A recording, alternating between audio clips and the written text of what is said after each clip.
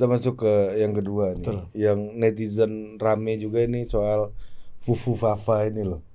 Ya kan, soal apa, bahwa Pak Prabowo mau aja sih kok wapresnya ya dituduh kan Fufu Fafa ini Mas Iya. Gibran gitu ya. Iya. Dituduh Ya. nyerang Pak Prabowo kayak Iya, gitu dan sampai Menkominfo juga menanggapi kemarin Bang Muni bilang wah ini bukan Mas Gibran. Iya. Terus siapa Pak? Ya, lagi kita dalami. Saya cari tahu kata Bang Muni kan.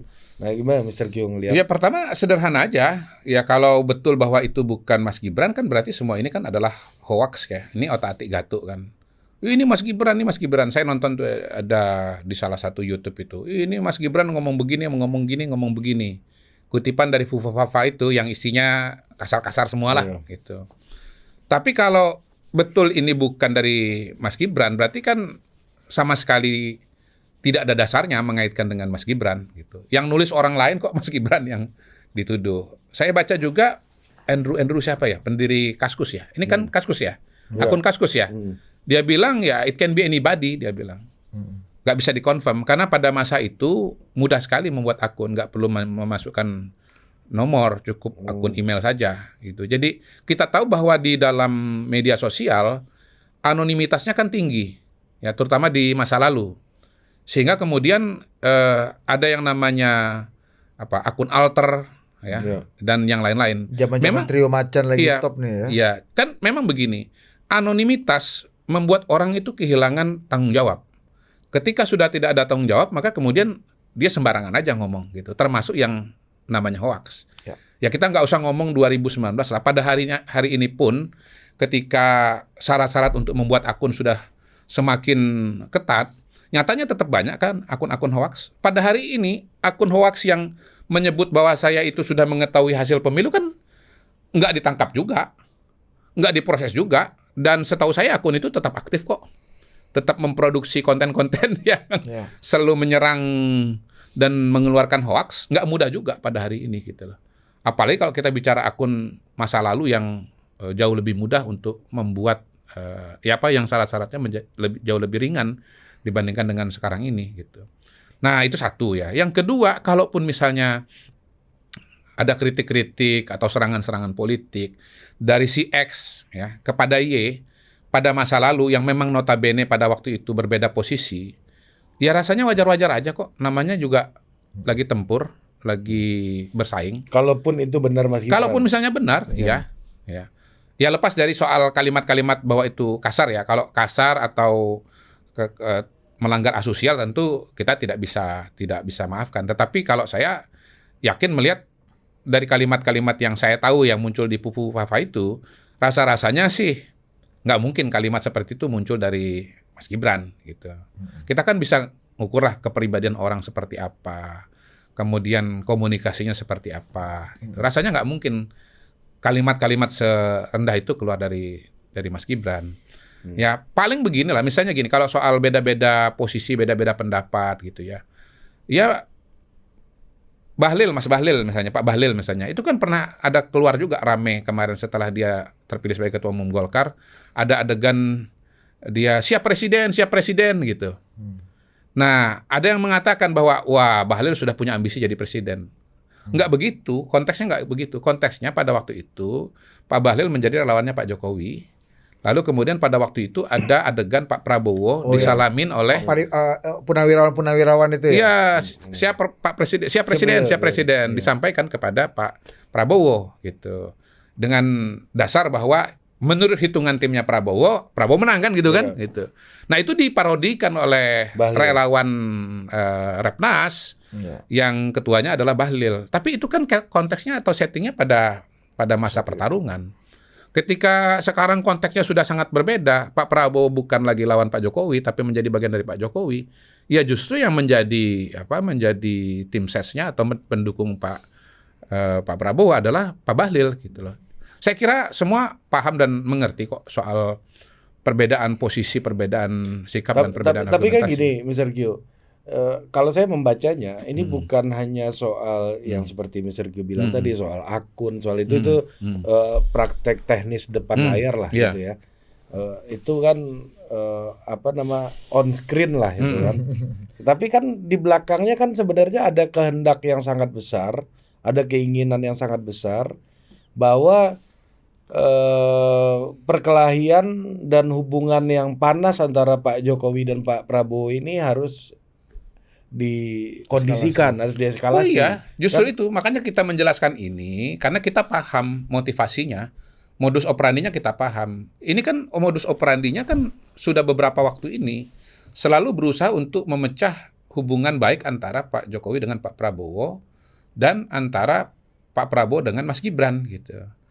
Karena Pak Jokowi sudah mau selesai, kemudian Pak Jokowi juga mau dipecah dengan Pak Prabowo selama ini gagal. Ini kan ada upaya baru untuk memecah Prabowo dan Gibran gitu, supaya Pak Prabowo-nya ya ilfil kepada Mas Gibran. Itulah. Itu kan bagian dari upaya memecah belah.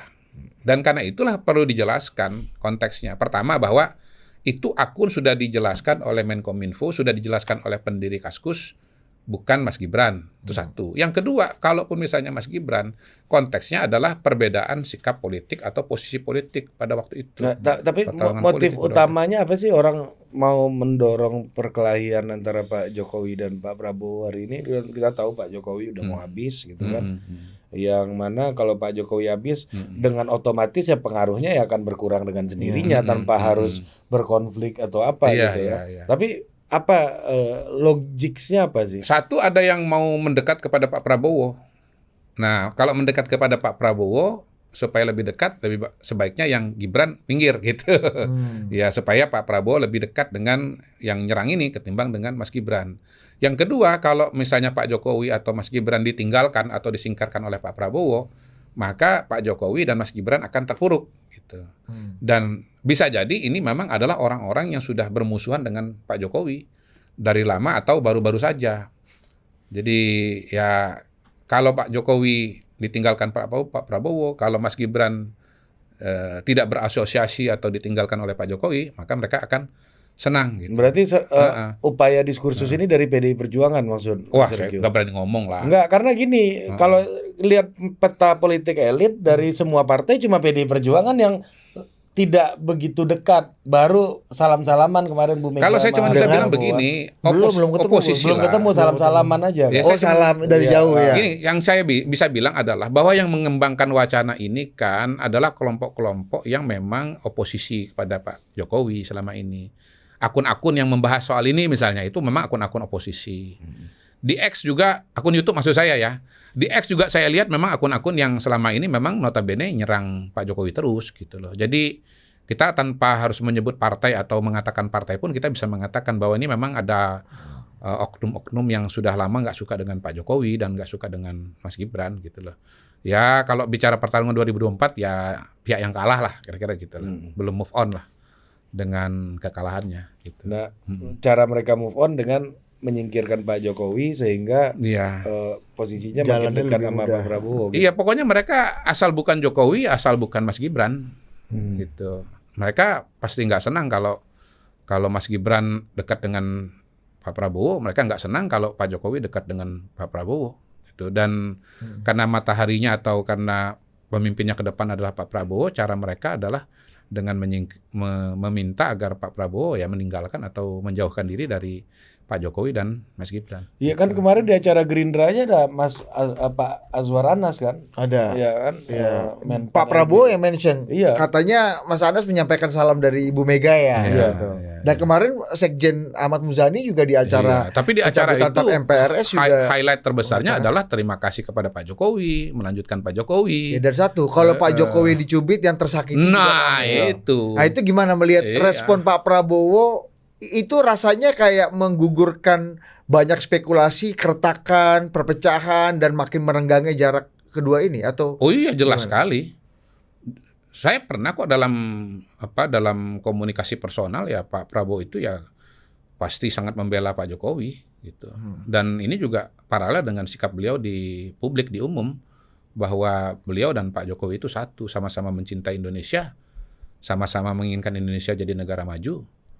Dan ya kalaupun mau ditambahkan ya bukan dari kalimat beliau tapi dari analisa kita ya beliau memilih Mas Gibran itu kan dengan satu kesadaran bahwa beliau untuk memenangkan pertarungan harus bersatu dengan Pak Jokowi, dan Gibran adalah simbolnya Pak Jokowi gitu loh. Jadi bagian Pak Jokowi dan Mas Gibran itu adalah bagian tak terpisahkan dari perjalanan Pak Prabowo untuk menang Pilpres, sekaligus juga bagian tak terpisahkan untuk beliau mengejar cita-cita Indonesia Maju 2045 gitu.